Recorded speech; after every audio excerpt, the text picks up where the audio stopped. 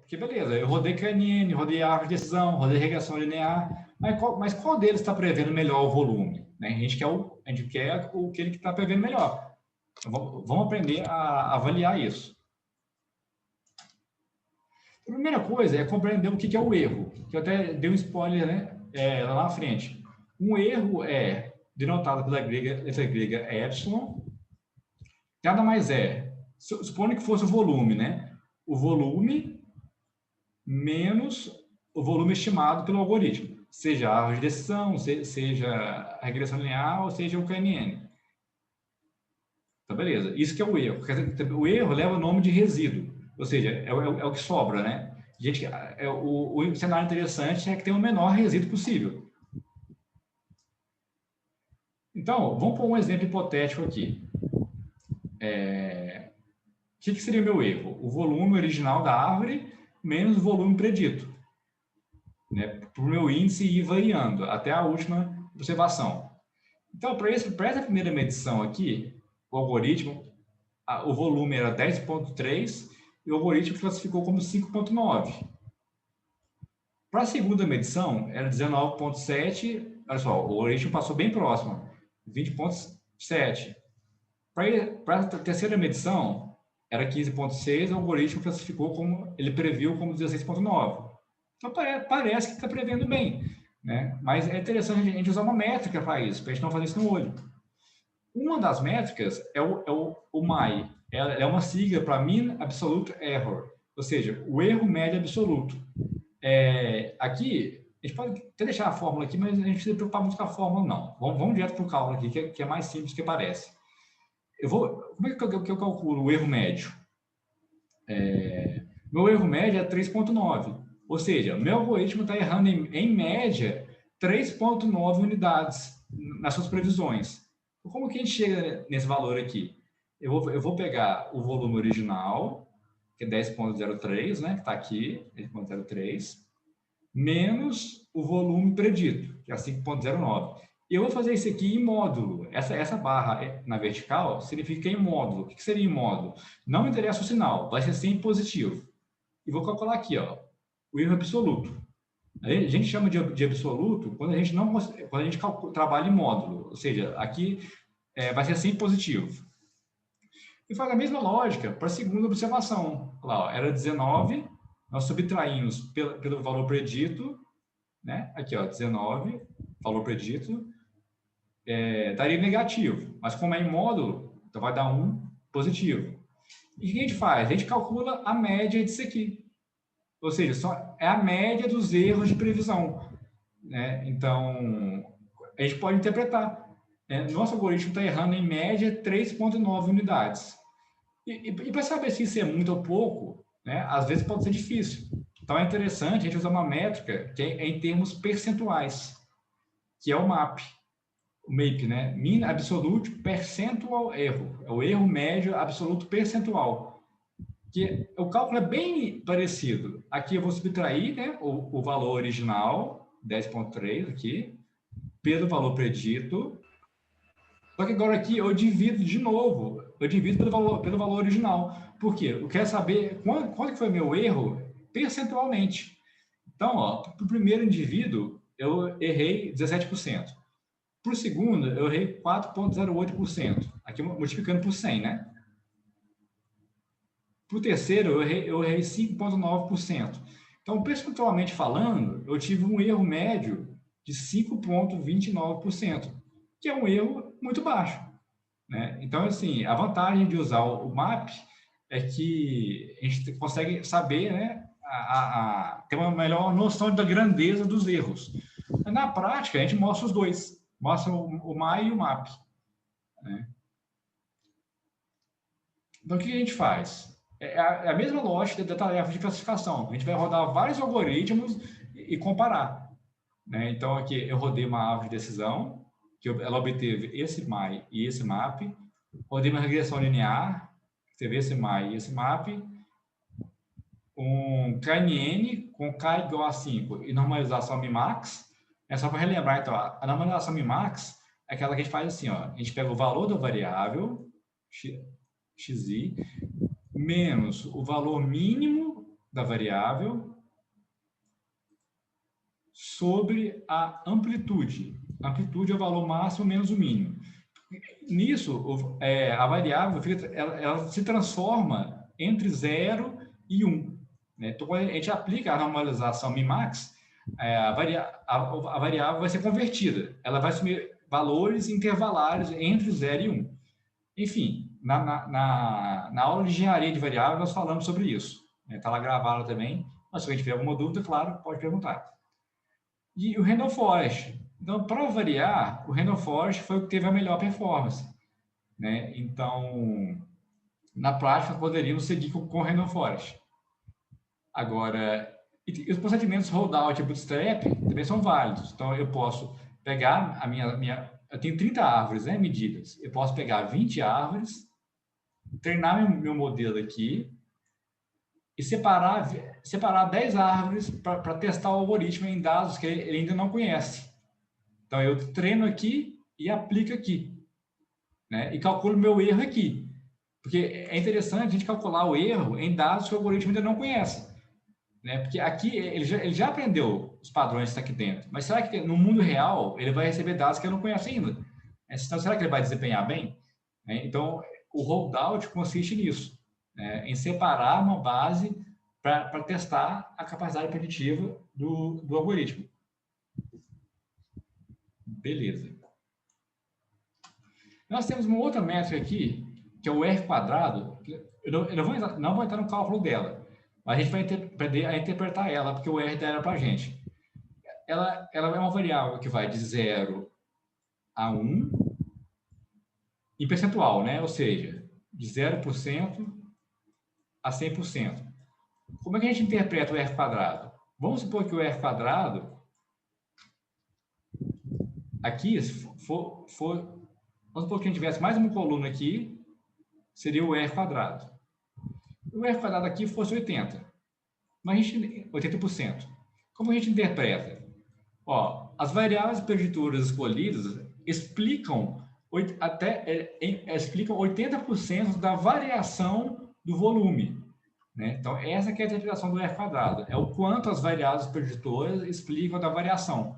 Por exemplo, o meu volume, ele tem uma variação, né? Tem uma distribuição, que é aleatória. Só que, dadas as variáveis que eu tenho, isso que era para ser um histograma, dadas as variáveis que eu tenho, o quanto dessa variação aleatória aqui eu consigo explicar.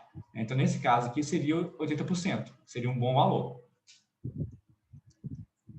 É muito raro a gente conseguir um valor acima de 90%. A gente consegue valor acima de 90%, mas é a indústria que tem os fluxos muito bem controlados, né? Os usinas de produção que tem bem controlado, a gente consegue ter um R quadrado bem alto. Mas na prática, assim, é difícil. É um quadrado acima de 90%. A Rafaela perguntou ali, a variação cruzada é um método holdout? Posso dizer que sim, Rafael, porque como que é a avaliação cruzada? Deixa eu pegar meu whiteboard aqui, que vai ficar mais fácil para a gente desenhar. Vocês estão vendo o whiteboard? Acho que eu compartilhei só o PowerPoint no começo. Posso... Abriu o whiteboard? Beleza. Então tá bom. Então vamos já... A Rafaela perguntou ali, o que é a validação cruzada? Ou cross-validation, em inglês. É uma técnica bem interessante. Nós temos aqui a base de dados, nossa base de dados completa. Né? Tem aqui nosso X e aqui nosso Y. Então, ele chama K-fold cross-validation. K-fold cross-validation. Isso, 3 pontinhos. Tá, já te respondo, Pô, peraí, só um minutinho.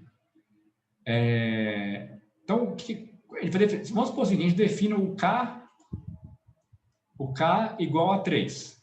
Então, o que ele vai fazer por trás? Ele vai pegar essa base original aqui e particionar ela em 3 partes.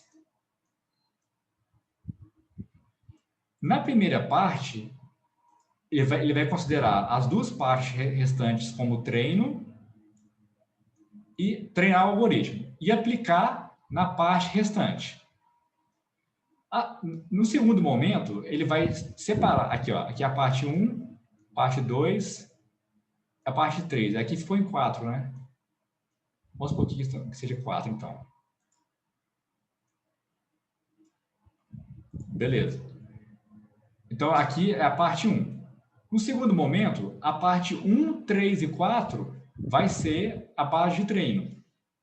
E a parte 2 vai ficar para teste.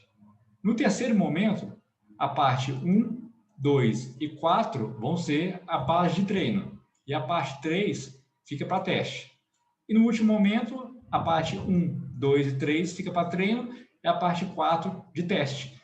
Qual que é a vantagem desse método aqui? Esse método, eu sempre usei ele na prática, porque ele testa na base de dados toda. Então, ele é bem interessante. Boa pergunta, Rafael. Tá. Pessoal, se for alguma dúvida aqui, vocês podem perguntar. Professor. Oi. Aí eu tenho mais uma dúvida, né, nessa questão. Claro. Quando a gente faz a validação cruzada, faz sentido ainda separar os dados em 70 para treino e 30 para teste? Entendi sua pergunta. Ó, eu continuo separando, mas pode não separar. Que você tem essa facilidade aqui, que ele está fazendo vários treinos e testes aqui. Mas o que eu faço? Eu crio uma terceira base, que não chamo ela de teste, eu chamo ela de base de validação. Que é onde, depois de todos os meus experimentos, depois que eu fiz cross-validation, depois que eu fiz bootstrap, beleza, o algoritmo está bom. Mas ainda tem uma basezinha que eu vou aplicar nela ainda. Essa basezinha, né, que o algoritmo ainda não conhece, para testar. Porque na prática, o que acontece? Os algoritmos têm muitos hiperparâmetros. Vamos supor assim, uma rede neural. A gente não viu aqui, não vai ver aqui no curso, mas ela é um algoritmo que tem pode ter muitos neurônios artificiais e tal. E esse algoritmo assim mais complexo, ele pode decorar os dados. Então, o que acontece? Quando ele decora, ele só acerta na base de treino. Quando chega dados que ele não conhece, ele tem dificuldade em acertar, porque ele decorou a base de treino, né? Então, quando a gente deixa esses algoritmos treinando muito tempo, ele memoriza também as bases de teste. Olha que interessante. Então, é sempre, se tiver dados suficientes, separar treino, teste e uma terceira base ainda que seja menor para validação. E essa base aqui você vai usar depois que você já fez todos os seus experimentos aqui com rollout, cross-validation, bootstrap. Depois de tudo, você ainda aplica nessa aqui e compara. Entendeu? Entendi. E aí vai ser nessa base de validação que eu vou tirar as métricas para dizer se o modelo tá bom ou não? Aqui você vai tirar as métricas em vários momentos. Quando você faz o cross-validation, ele vai calcular uma acurácia aqui. Vamos supor que seja um R quadrado. Então, para o primeiro fold, vai ter o R quadrado dele. Para o segundo fold, vai ter o seu próprio R quadrado. Para o terceiro também. Aí, qual que é o R quadrado depois que ele te dá? Ele te dá a média dos 3 R quadrados. Porque pode ser que, né, numa base deu o R quadrado baixinho e numa outra base deu um R quadrado alto. Então, a gente não quer isso. A gente quer que o comportamento seja homogêneo, né, o mesmo R quadrado ou próximo em todas as bases. Então, é interessante, sim, calcular as métricas na base de validação. Porque se depois de todos os experimentos que a gente fez, na base de validação, ainda der as métricas satisfatórias, aí você pode pôr ele na prática seguro. Pode pôr ele em produção seguro, porque você foi bem exaustiva, bem rigorosa com seus testes, né? Com seus experimentos, que seria a palavra. Né? Então, ótimo. Ótimas perguntas e tudo faz muito sentido. Entendi. Obrigada. De nada. E a Pamela fez uma pergunta bem interessante aqui. Ó. A partir do qual valor R quadrado eu posso considerar que o meu modelo é bom? Então, Pamela, aí depende muito do contexto. É claro que quanto menor o R quadrado, menor vai ser a sua capacidade preditiva. Mas, às vezes, com os dados que você tem, já é melhor do que ser algo ao acaso. Né? Tipo assim, para uma tomada de decisão, mesmo sendo um R quadrado baixo, às vezes ela já ajuda a tomar a decisão. Melhor do que sendo feeling, né? Por exemplo. Mas, assim, algumas literaturas recomendam que pelo menos 50% de R quadrado. Né? Se fizer uma regressão linear simples, de uma variável contra a resposta, é muito difícil você ter um R quadrado acima de 50%. Então, para uma regressão simples, um R quadrado de 30% já está bom. Porque você está usando só uma variável, né? Para prever a variável e a resposta. Agora, para uma regressão múltipla, aí o R quadrado tem que ter pelo menos uns 50% para variar, né? Para ser mais satisfatório. Mas o que depende mesmo é do contexto. Tipo assim, ó, né, você leva para a reunião e fala, ó, o R quadrado aqui foi de 40%. Faz sentido para o nosso contexto aqui? Não faz, né? E faz um brainstorm. Então, dessa forma que funciona. Entendeu? Igual eu falei, em indústria, o processo, quando o processo de produção de material é muito bem controlado, a gente espera o R quadrado de 90%. Porque todos os fatores que influenciam na produção do produto são medidos. Então, lá, um R quadrado de 30 seria péssimo. Então, varia muito do contexto mesmo. Tá bom? Então, beleza. O R quadrado, na verdade, é a métrica que eu mais uso na prática. Porque eu gosto da interpretação dela. Ah, legal. Beleza, então.